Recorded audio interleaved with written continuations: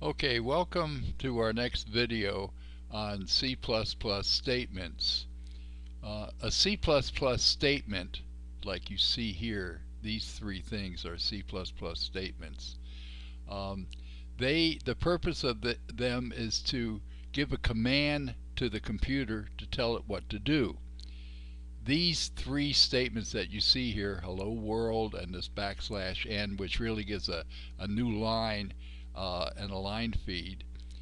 This is a cool program, and then C out, and then these little signs here. Hope you like it. Each of these cause the words hello world, this is a cool program, hope you like it, to be displayed on the output screen. We'll see how that works later. For right now, let's concentrate on statements.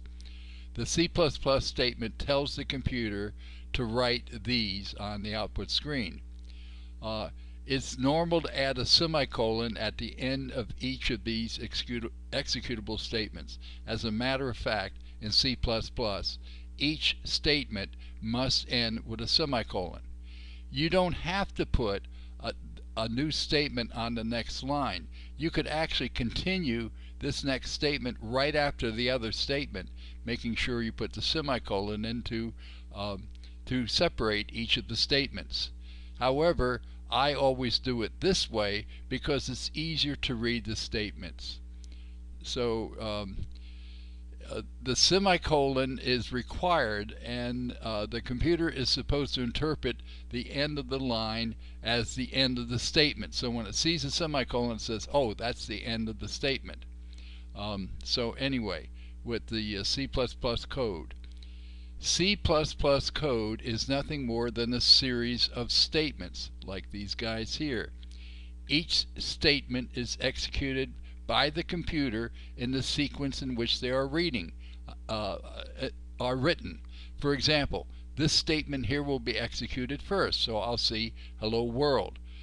The next statement will be executed second, so I'll see this is a cool program, and the third statement will be executed last. Let's talk about C++ blocks. C++ statements can be grouped together in blocks. Blocks start with the left brace and end with the right brace. So we now have blocks of statement. The purpose of a block is to make the sequence of statements execute together.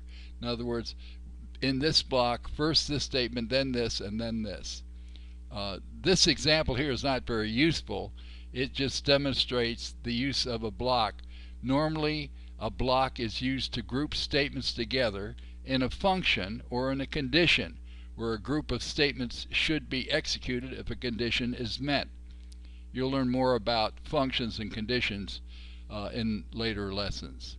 So the whole idea of this was to talk about what C++ statements are and how they're executed in sequence and how they are grouped together in blocks between these two characters here. Okay, thank you for watching.